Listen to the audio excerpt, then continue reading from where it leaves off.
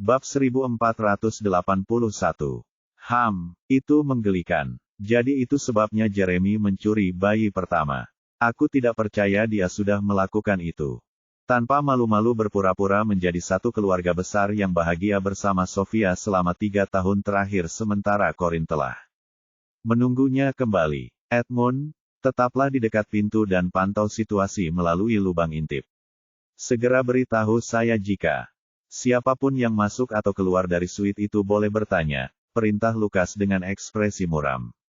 Baik, Tuan Lukas, kata Edmund. Kemudian ia menatap tajam melalui lubang intip seolah-olah nyawanya bergantung pada hal itu. Di atasnya, Lukas memijat pangkal hidungnya setelah Edmund pergi. Dia sama sekali tidak khawatir bahwa Jeremy sedang masih hidup. Pada akhirnya, satu-satunya orang yang dia khawatirkan adalah Corinne. Bagaimana reaksi Corinne jika dia mengetahui Jeremy mencuri salah satu bayinya agar bisa bersama Sofia? Itu berarti semua waktu yang dia habiskan untuk merindukan, menunggu, dan mencarinya akan sia-sia. Lukas yakin Corinne akan mengamuk. Akan lebih baik jika Jeremy mati jika kebenaran menunjukkan bahwa dia sengaja mengkhianati dan meninggalkan Korintus. Dengan begitu, Korintus tidak akan. Itu menyedihkan. Selain itu, Corinne tidak akan pernah berhenti berharap Jeremy kembali kecuali dia menerima kabar kematiannya. Tentu saja, seiring berjalannya waktu, dia akhirnya akan melupakannya.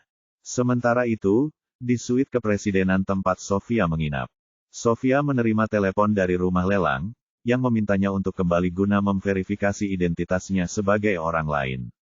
Pelanggan itu menuduhnya sebagai putri pemilik tanah dan menaikkan harga tanah secara tidak wajar. Tanah. Sofia tahu itu adalah perbuatan Corinne. Dia bersikeras kepada rumah lelang bahwa dia bukanlah pemilik tanah tersebut.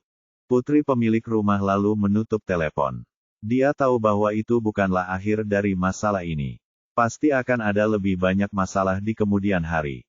Garis. Ini semua gara-gara perempuan sialan itu. Pasti selalu ada masalah setiap kali dia ada. Sepertinya kita memang ditakdirkan untuk bersama.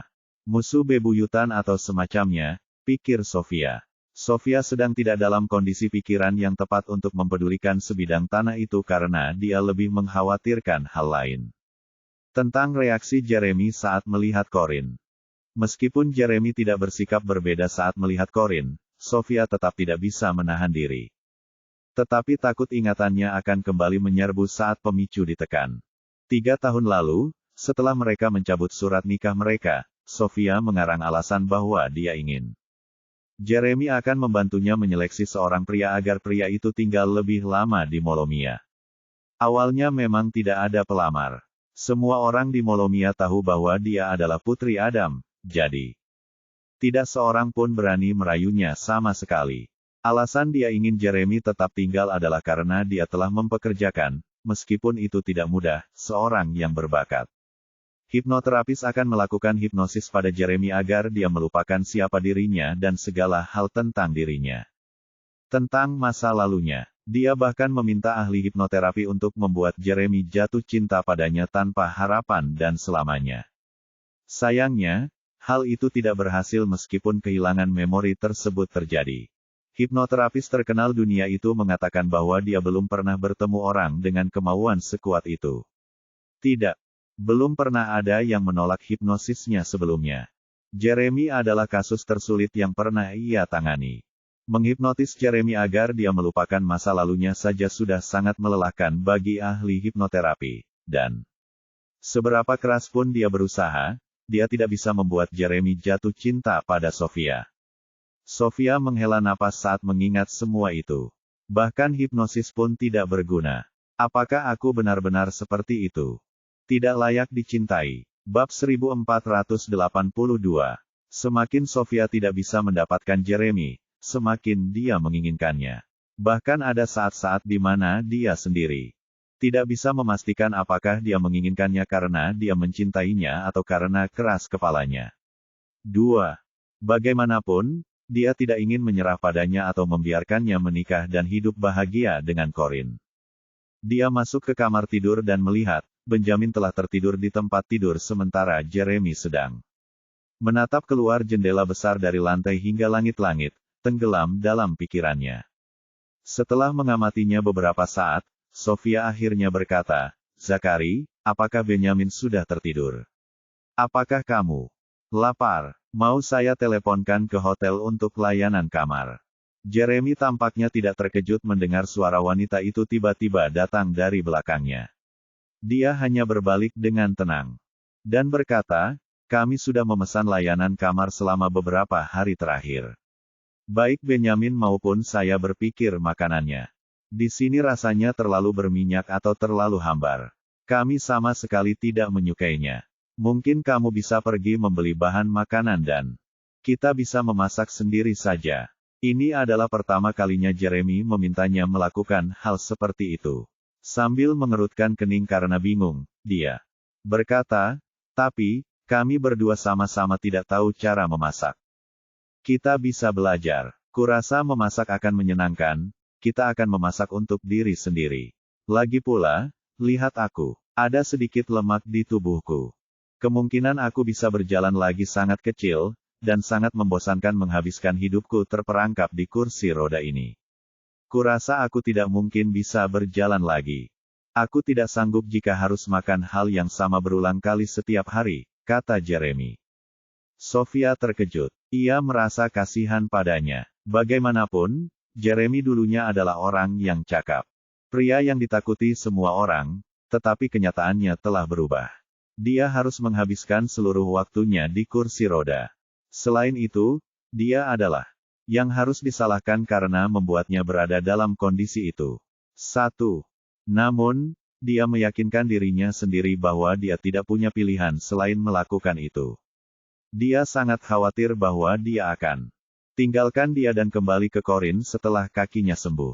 Sofia tersadar dari lamunannya dan tersenyum malu-malu pada Jeremy. "Oke, aku akan pergi membeli bahan makanan. Segera, ada toko kelontong kecil di hotel, jadi saya akan lihat sayuran apa yang mereka punya. Apakah ada makanan tertentu yang ingin Anda makan? Beli saja apapun yang menarik perhatianmu. Kita bisa lihat hidangan apa yang bisa kita buat dengan bahan-bahan tersebut." "Kamu sudah membelinya?" jawab Jeremy. Apa dia baru saja mengatakan, "kita"? Pikir Sofia dengan terkejut. Jeremy jarang menggunakan kata "kita" untuk menggambarkan mereka. Selain itu, dia siap memasak bersama dengannya. Akhirnya, kita bisa melakukan hal-hal berdua. Sofia tersenyum bahagia. "Tentu, aku akan segera kembali." Setelah itu, dia berjalan keluar ruangan seolah-olah sedang berjalan di atas awan ke-9. Yang tidak ia lihat adalah Jeremy menyipitkan matanya dengan curiga begitu ia membalikkan badannya. Ekspresinya berubah setelah mendengar dia keluar dari pintu utama. Kemudian dia menoleh. Ia menggunakan kursi roda dan menggerakkannya sendiri ke tempat tidur. "Sekarang kamu bisa berhenti pura-pura tidur," katanya, sambil menatap anak laki-laki di atas ranjang. Bocah itu mengerutkan kening dengan perasaan bersalah, membuka matanya, dan tertawa malu-malu. "Hai, ayah, bagaimana ayah tahu aku? Apakah dia berpura-pura?" Jeremy menatapnya tanpa tersenyum dan mencibir. "Kau jelas tidak kesulitan memanggilku, ayah. Benarkah? Apakah kamu juga memanggil siapa saja, Tom, Dick, atau Harry dengan sebutan, ayah?" Bab 1483. Brian duduk tegak dan menggaruk kepalanya. "Ayah, apa yang ayah bicarakan? Aku tidak mengerti apa. Kau bilang begitu. Kau bukan anakku," kata Jeremy tegas. Brian terkejut. Dia tidak bisa lagi menyembunyikan rasa bersalah di wajahnya. Akhirnya, dia cemberut dan berkata, "Baiklah, aku akui aku bukan anakmu." "Yah, setidaknya dia jujur," pikir Jeremy. Dia mengangkat alisnya dan bertanya, "Kenapa kau berpura-pura menjadi? Jadilah anakku. Apakah ada yang menyuruhmu melakukan ini? Apa sebenarnya yang ingin kau capai?" Brian menggelengkan kepalanya dengan cepat dan mengangkat tangannya. Tidak, aku tidak mencoba mencapai apapun. Aku pikir kau sangat tampan dan kebapaan. Aku tidak punya ayah, jadi aku ingin merasakan bagaimana rasanya menjadi ayah. Ingin memilikinya. Entah mengapa, Jeremy merasa hatinya tersentuh ketika melihat betapa menyedihkan dan tulusnya sosok itu. Brian melihat berbagai kemungkinan terlintas di benaknya. Misalnya, seseorang membuat anak itu tampak seperti Benyamin. Melalui seni penyamaran wajah kuno yang disebut metamorfosis sehingga dia bisa memata-matai dia dan Sofia. Namun, ia tidak menemukan jejak perubahan fisik apapun pada anak tersebut. Kulit anak itu seaneh mungkin. Dengan demikian, Jeremy mengesampingkan kemungkinan itu. Kapan kau bertukar tempat dengan putraku? Tanya Jeremy, meskipun dia sudah tahu jawabannya sejak dulu. Ia bisa mengingat persis saat ia mengetahui putranya bertingkah aneh. Ia hanya ingin konfirmasi. Brian merentangkan tangannya. Tolong, Pak, saya tidak bermaksud bertukar tempat dengan putra Anda. Itu semua hanya lelucon.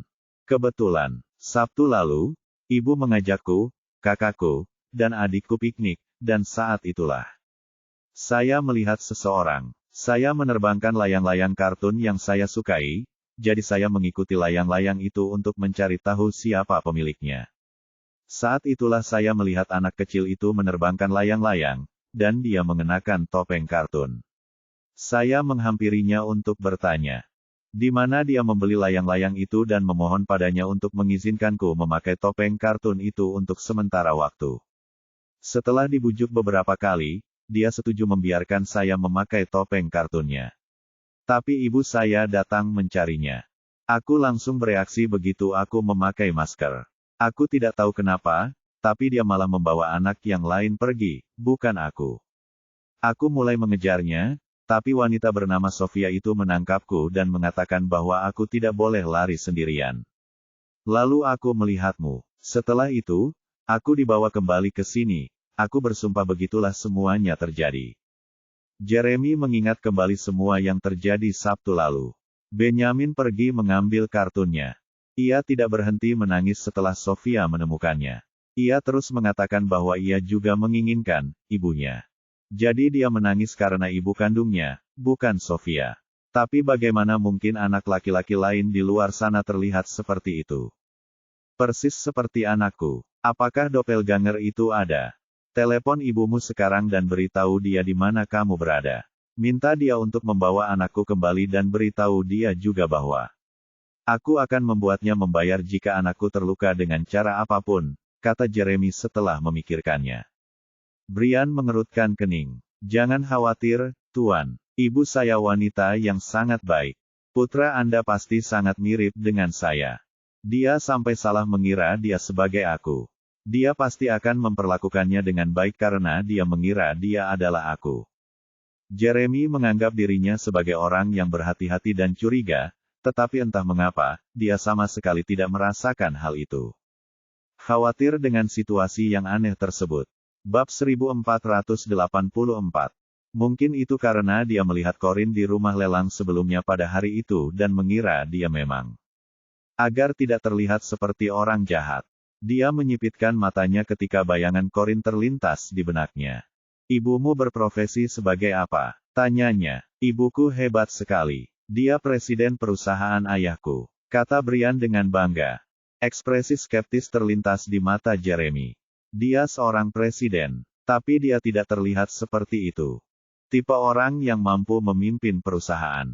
Lagi pula, siapa yang mau mengikuti pemimpin yang terlihat begitu imut dan polos? Juga, bukankah kau bilang kau tidak punya ayah? Mengapa ibumu membantunya menjalankan perusahaan? Tanyanya. Brian mengerutkan kening dan cemberut. Matanya berbinar saat dia menjawab, Tuan, Anda sebenarnya tidak sepintar itu, ya. Kamu, tentu saja aku punya ayah. Kalau tidak, bagaimana ibu bisa menciptakanku? Maksudku, ayahku. Dia sudah tidak bersama kami sejak saya masih kecil, jadi saya belum pernah melihatnya sebelumnya. Itu tidak berarti ibu saya adalah seorang makhluk yang bisa melahirkan bayi tanpa seorang pria. Apakah kamu mengerti sekarang? Jeremy terdiam. Wah, dia benar-benar memberi saya pelajaran berharga. Dia tidak berpikir ada yang salah dengan pertanyaannya, tetapi setelah diberi penjelasan, dia merasa seperti agak bodoh. Lalu di mana ayahmu sekarang? Tanya Jeremy lagi. Dia jarang menunjukkan rasa ingin tahu terhadap orang lain. Orang-orang, tetapi karena suatu alasan, dia benar-benar ingin tahu lebih banyak tentang Corin. Brian menunduk sedih dan menghela napas. Masalahnya adalah, kita tidak tahu. Rupanya, dia menghilang pada hari ketika aku dan saudara kembarku lahir. Ibuku telah mencarinya di mana-mana selama ini. Bertahun-tahun, tetapi tidak ada petunjuk sama sekali tentangnya. Dia sangat merindukannya. Terkadang, dia berbicara dalam tidurnya, memanggilnya. Tuan, Tuan. Dada Jeremy tiba-tiba terasa sesak saat gelombang keakraban dan kesedihan menyelimutinya. Brian mengangguk. Ya, ibu saya memanggil ayah saya, Tuan, karena ada perbedaan usia di antara mereka. Hampir 10 tahun. Tuan, Jeremy tersadar dari lamunannya. Sepertinya ayahmu sama sekali bukan pria yang bertanggung jawab. Bagaimana? Mungkinkah dia meninggalkan ibumu saat sedang melahirkan? Tanyanya sambil mengangkat alis. Wajah Brian berubah muram, dan dia menjawab dengan marah, meskipun aku belum pernah melihat ayahku sebelumnya atau mengenalnya. Seperti apapun kepribadiannya, kamu tetap tidak berhak berbicara seperti itu tentang dia. Jeremy tertawa ketika melihat Brian begitu marah. Itu adalah salah satu dari sedikit momen langka di mana dia benar-benar tertawa. Menunjukkan emosi apapun. Kenapa kamu begitu protektif padaku padahal kamu belum pernah melihatnya sebelumnya?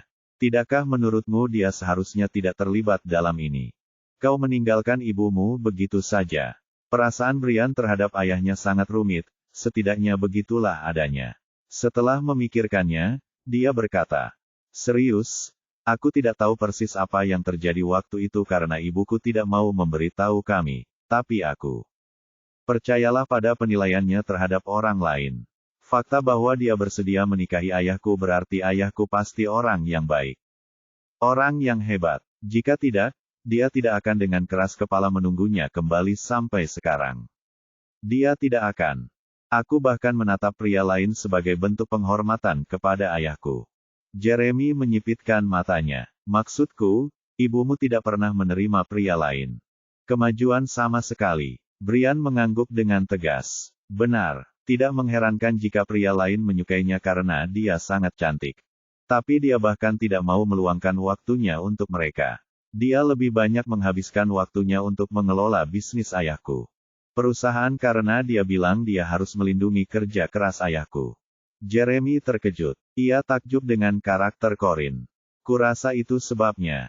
Orang bilang kita tidak boleh menilai buku dari sampulnya. Aku tidak pernah menyangka dia wanita yang begitu kuat dari penampilannya. Terlihat sendirian. Bab 1485. Dia pasti sangat mencintai suaminya sampai masih mau menunggunya setelah suaminya meninggalkan mereka, pikirnya. Jeremy. Setelah berpikir sejenak, Jeremy berhenti dan bertanya lagi kepada Brian, lalu kapan kamu berencana untuk bertukar tempat kembali dengan putraku? Brian menatapnya dengan mata sedih seperti anak anjing. Aku ingin merasakan bagaimana rasanya memiliki seorang ayah. Sedikit lagi, jadi bolehkah aku tinggal bersamamu selama 2 hari lagi? Aku berjanji ibu akan mentraktir anakmu. Sangat baik. Mata Jeremy menjadi gelap. Kenapa aku, di antara semua orang? Aku hanyalah seorang cacat yang bahkan tidak bisa berdiri tegak. Miliknya sendiri. Kamu harus mencari seorang ayah yang cukup kuat untuk menggendongmu di pundaknya. Brian memiringkan kepalanya karena merasa tidak nyaman. Tuan, Anda seharusnya tidak berbicara seperti itu tentang diri Anda sendiri. Saya pikir Anda sangat tampan. Kamu adalah pria paling tampan yang pernah kulihat seumur hidupku. Kamu bahkan lebih tampan lagi daripada pamanku. Lagi pula, kau tidak meminta untuk menjadi pengguna kursi roda. Tapi karena tidak ada yang bisa kau lakukan. Apa yang bisa kita lakukan tentang itu, mengapa tidak mencoba untuk hidup lebih positif? Ibu mengajari saya untuk tidak pernah meremehkan diri sendiri dan selalu percaya bahwa saya adalah yang terbaik. Dia meletakkan kedua tangannya di pinggang dan membusungkan dadanya, hampir seperti seorang binaragawan. Itu adalah sangat menggemaskan, setidaknya begitulah. Jeremy tak bisa lagi menahan tawanya. Ibumu memang tahu cara membesarkan dan mendidiknya. Anak-anak, Brian mengangkat dagunya dengan bangga. Benar kan? Ibuku adalah yang terbaik dan tercantik di dunia ini. Aku cantik. Aku yakin kamu akan jatuh cinta padanya begitu bertemu dengannya. Jeremy mengerutkan kening. Jatuh cinta padanya? Tidak, aku tidak akan pernah jatuh cinta pada siapapun seumur hidupku. Tiba-tiba, bel pintu berbunyi, membuat Jeremy tersadar dari lamunannya. Dia mengira Sofia telah datang kembali dan lupa membawa kartu kuncinya. Dia menoleh ke Brian dan berkata dengan serius, mulai sekarang kamu harus terus memanggilku, Ayah. Jangan biarkan Sofia cari tahu kalau kamu bukan Benjamin, oke? Brian terkejut. Dia tidak mengerti mengapa dia harus melakukan itu, tetapi dia tetap mengangguk patuh. Baiklah, Ayah. Bagus. Kamu bisa kembali berpura-pura tidur jika merasa gugup. Brian memang merasa gugup. Dia khawatir tidak akan mampu mempertahankan sandiwara itu karena dia sedang dalam kondisi yang baik. Jeremy sadar bahwa dia bukan Benjamin. Maka, ia berbaring kembali di tempat tidur dan berpura-pura tidur. Setelah memastikan anak kecil itu sudah nyaman di tempat tidur, Jeremy mendorong kursi rodanya untuk membuka pintu. Kembali secepat ini, katanya dengan linglung sambil memutar kenop pintu. Namun, bukan Sofia yang kembali. Orang yang berdiri di luar lebih tinggi dan lebih berotot darinya. Karena duduk di kursi roda, posisi mata Jeremy lebih rendah daripada orang rata-rata. Dia tidak. Ia mendongak setelah membuka pintu, tetapi segera menyadari ada sesuatu yang aneh ketika melihat orang itu. Mengenakan celana jas dan sepatu kulit.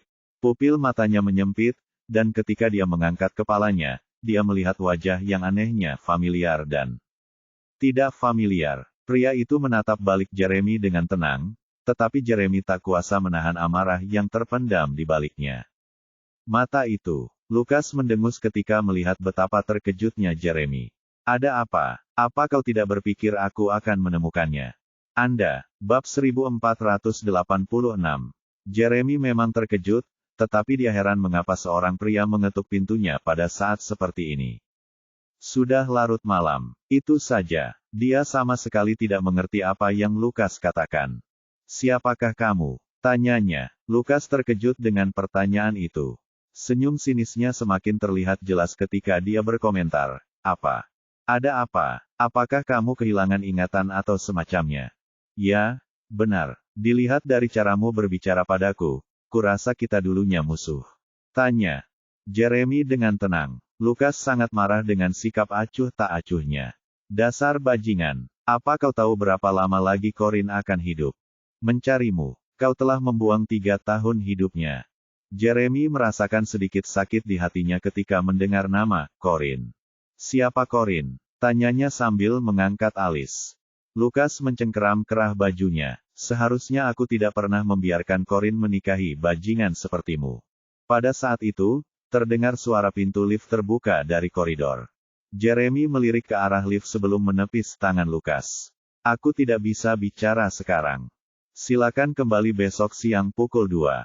Dia akan keluar selama 1 jam, jadi kita bisa mengobrol saat itu. Lukas melepaskan cengkeramannya dari kerah bajunya dan menatap ke arah koridor. Dia langsung mengerti apa yang sedang terjadi. Saat dia mendengar suara sepatu hak tinggi berbunyi di tanah, dia melirik Jeremy dengan dingin untuk terakhir kalinya sebelum berbalik dan kembali ke suite-nya. Sofia tidak melihat siapapun di koridor ketika dia berbelok di tikungan, tetapi dia mendengar suara. Suara pintu yang menutup. Karena khawatir, dia melangkah cepat ke suite kepresidenannya dan membuka pintu dengan kartu kuncinya untuk melihat. Jeremy hampir saja berbalik badan di kursi rodanya. Zachary, apakah ada seseorang yang datang barusan? Tanyanya sambil melihat sekeliling ruangan untuk mencari tanda-tanda.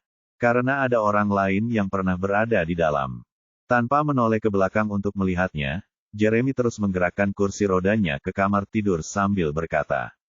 Dengan tenang, ya, itu petugas kebersihan. Saya bilang kepada mereka tidak perlu membersihkan kamar karena Benjamin sudah ada di sana. Masih tidur. Jawabannya tidak menghilangkan keraguan Sofia. Dia memaksakan senyum dan berkata, tapi aku tidak melihat. Ada petugas kebersihan di koridor saat saya masuk barusan. Mereka pergi membersihkan suite di seberang suite kami setelah saya memberitahu mereka bahwa tidak perlu menggunakan jasa mereka. Jawab Jeremy setenang biasanya. Barulah saat itu kecurigaan di mata Sofia menghilang. Oh, jadi ada seseorang yang menginap di suite ini. Di seberang rumah kita. Zakari, ayo lihat semua bahan makanan yang kubeli. Kita mau masak apa dengan ini? Mereka. Sebaiknya kamu masukkan belanjaan ke dapur dulu sementara aku pergi mengecek apakah Benjamin sudah bangun, kata. Jeremy bahkan tidak menoleh sekalipun untuk melihatnya. Sikapnya merusak suasana hati Sofia yang gembira. Dia pikir pria itu akhirnya bersikap ramah padanya ketika ia menyarankan agar mereka memasak sesuatu bersama, tetapi pada akhirnya ia tetap memperlakukannya dengan dingin. Apa yang harus kulakukan agar dia mencintaiku? Sofia bertanya dengan sedih. Bagaimana hasilnya, Tuan Lukas? Apakah pria yang menginap di suite seberang itu benar-benar Tuan Jeremy? Tanya Edmund saat Lukas masuk ke suite-nya. Lukas menggelengkan kepalanya dengan bingung. Pria itu tidak mengenalku. Aku tidak tahu apakah dia berpura-pura atau memang dia. Dia benar-benar kehilangan ingatannya. Dia kehilangan ingatannya, tanya Edmund dengan terkejut. Lukas duduk di sofa dan menyesap air. Sepertinya dia dikendalikan oleh Sofia, katanya. Saya diminta kembali besok siang jam 2 untuk bicara karena dia pasti sudah keluar saat itu. Edmund mengerutkan kening karena khawatir. Hati-hati, Tuan Lukas. Itu mungkin jebakan. Lukas mengangguk. Dia juga sangat menyadari hal itu. Edmund menunjuk ke telepon di meja kopi dan berkata, Tuan Lukas, Nona Corin menelepon Anda barusan. Sekarang, aku sudah bilang padanya kamu akan menghubunginya nanti. Tuan Maxwell juga menelepon Anda, tetapi saya tidak berani menjawab atas nama Anda. Bab 1487. Lukas menyipitkan matanya ke arah telepon di meja kopi. Dia mengangkatnya dan menelepon Corin terlebih dahulu. Dia mengangkat telepon setelah beberapa dering. Hei, Corin, kau mencariku. Halo, Tuan Lukas. Apakah rumah lelang sudah memberi Anda jawaban mengenai apakah Sofia adalah anak Adam? Anak perempuan. Lukas tak kuasa menahan rasa sakit di hatinya saat membayangkan Corin mengkhawatirkan keluarga Holden. Jeremy sibuk berbisnis sementara ia bermain, keluarga bahagia, dengan Sofia tepat di seberang suite-nya. Mereka belum menghubungi saya lagi, tapi kamu tidak perlu khawatir tentang ini, Corin. Aku berjanji padamu, bahwa saya akan mendapatkan sebidang tanah itu untuk Anda dengan harga yang memuaskan. Hubungi aku segera setelah kau mendapat kabar dari rumah lelang, kata Corin. Ia memang cemas tentang masalah itu karena dia merasa Sofia tidak akan mengakui kesalahannya dengan mudah. Baiklah, apa yang sedang dilakukan anak-anak sekarang? Tanya Lukas. Mereka sedang makan malam dan akan segera datang ke kamar. Oke, selamat beristirahat, dan jangan terlalu khawatir. Kamu dan anak-anak boleh menginap bersamaku. Kapanpun kamu bosan tinggal bersama keluarga Holden. Corin terdiam. Selama bertahun-tahun, Lukas sering menawarinya untuk tinggal bersama keluarga Rivera, tetapi dia menolak. Selalu menolaknya. Dia tahu bahwa pria itu tidak suka dia menunggu suaminya yang hilang untuk pulang, tetapi itu adalah pilihannya. Lagi pula, bahkan jika suatu hari dia memutuskan untuk meninggalkan keluarga Holden, dia juga tidak akan tinggal bersama keluarga Rivera. Dia masih belum melupakan bagaimana keluarga Rivera mengusir dia dan ibunya dari rumah. Saya akan membiarkan Anda melanjutkan apa yang Anda lakukan sebelumnya, Tuan Lukas. Selamat tinggal, kata Corin tanpa memperdulikannya. Memberikan jawaban pasti atas tawarannya dan menutup telepon. Lukas memijat pangkal hidungnya ketika mendengar nada sambung yang terputus-putus dari telepon rumah penulis novel dramanya.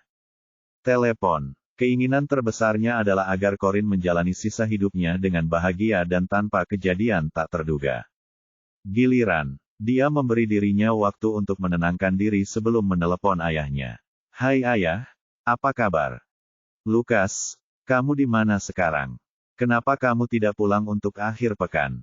Tanya Maxwell dengan lembut. Lalu kenapa kau mencariku? Tanya Lukas dingin. Dia masih belum memaafkan Maxwell karena telah menendangnya. Emily dan Corinne sudah keluar dari rumah bertahun-tahun yang lalu. Apa kamu lupa bahwa Sunny akan pulang hari ini? Kakek dan nenekmu serta aku baru saja pulang dari sana. Aku akan menjemputnya dari bandara. Kenapa kamu tidak pulang saja? Kita akan makan malam keluarga bersama. Sambut dia kembali. Kalian bisa duluan tanpa saya. Saya ada urusan mendesak yang harus saya selesaikan saat ini, jadi saya tidak akan ikut. Akan pulang. Sunny sudah tiada selama 3 tahun. Sebagai saudaranya, setidaknya kamu harus pulang untuk menyambutnya. Kembali. Aku akan pulang besok. Aku harus menutup telepon sekarang. Sampai jumpa. Sial, aku lupa kalau adikku yang bodoh itu pulang hari ini, pikir Lukas kesal setelah dia menutup telepon. Selama 3 tahun terakhir, dia sering mampir ke sekolah Sunny untuk melihat bagaimana keadaannya. Sekolah itu. Dean memberitahu Lukas bahwa Sunny telah mengalami kemajuan yang sangat cepat dan bahwa dia telah bekerja sangat keras. Lukas sebenarnya terkejut dengan kemajuan Sunny. Dia pikir Sunny akan memohon untuk pergi. Pulang setelah beberapa hari. Bab 1488. Sunny jelas telah banyak berkembang selama 3 tahun terakhir. Setelah magang di kantor cabang perusahaan di luar negeri. Berkat cabang tersebut, ia menjadi lebih dari mampu menangani segala macam masalah baik dalam kehidupan maupun pekerjaan. Lukas tentu saja merasa senang menyaksikan transformasi Sunny. Dia tidak perlu lagi mengkhawatirkan dirinya. Adik laki-lakinya memang tidak berguna. Besok, dia akan mengatur agar Sunny bekerja di Rivera. Agar dia bisa belajar lebih banyak tentang menjalankan perusahaan.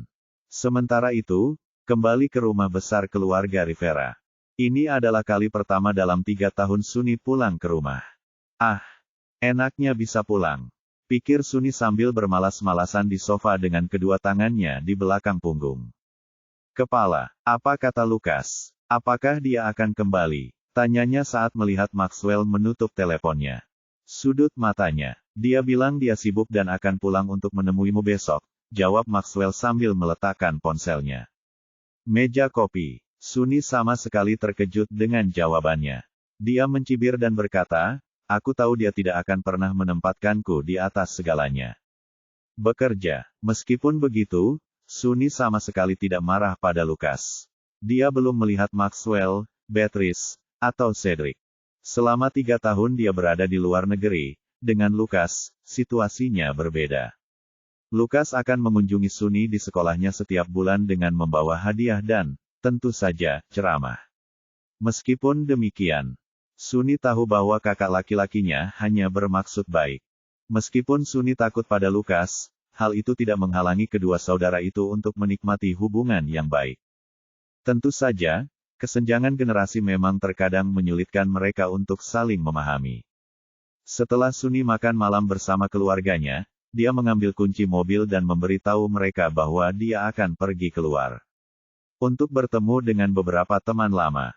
Karena ia telah dewasa seiring berjalannya waktu, ayah dan kakek neneknya mengizinkannya pergi kapanpun dan kemanapun dia mau, yang sebelumnya tidak mungkin. Sementara itu, para elit masyarakat telah berkumpul di sebuah acara bisnis di kota tersebut. Sante duduk di bagian VIP dan mengaduk-aduk gelas anggurnya dengan acuh tak acuh sambil bertanya kepada Aaron.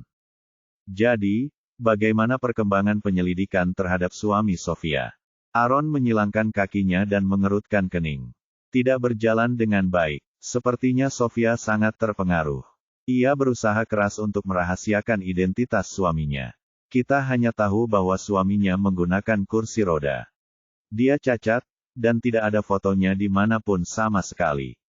Kursi roda, cacat. Sante menyipitkan matanya. Dia ingat bahwa gambar terakhir yang diambil di foto bandara sebelum Jeremy menghilang memperlihatkan dia duduk di kursi roda. Mungkinkah itu Sofia?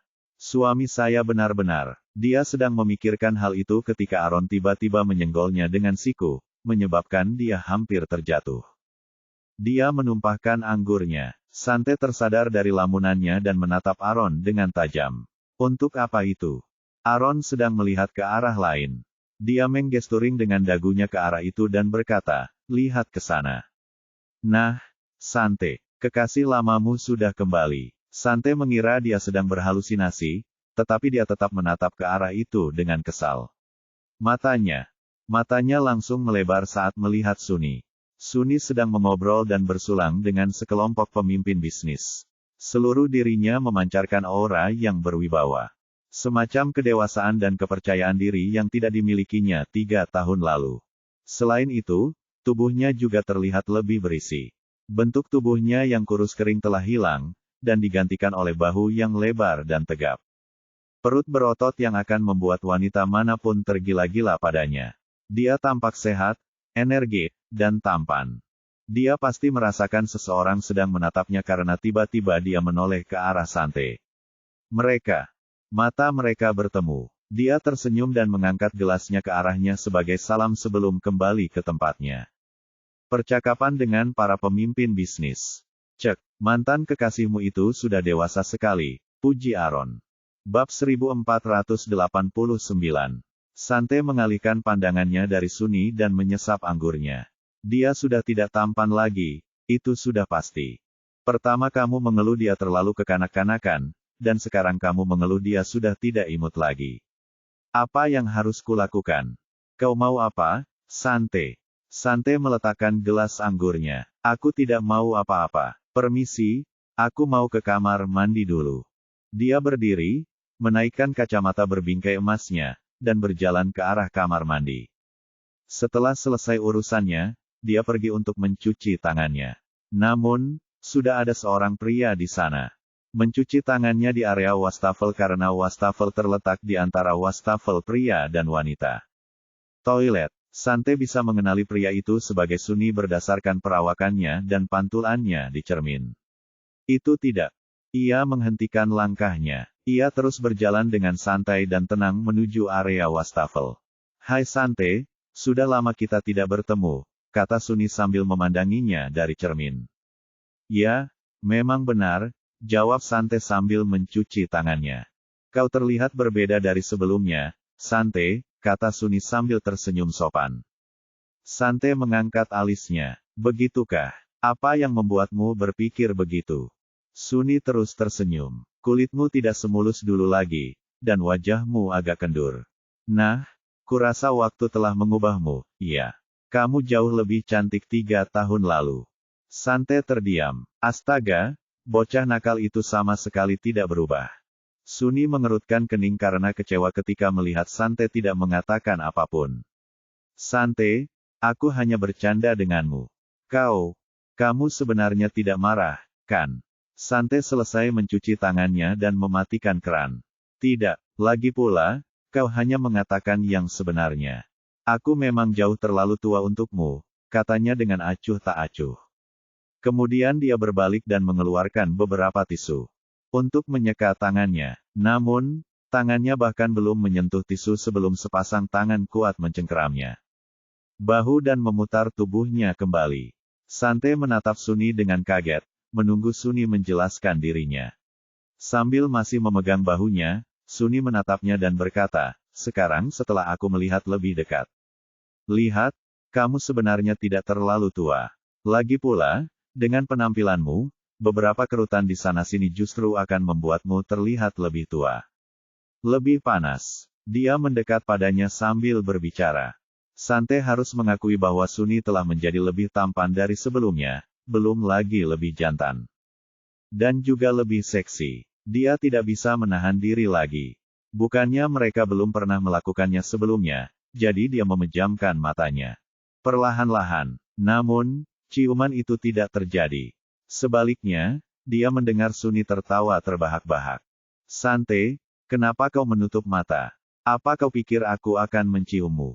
Tanyanya dengan ceria.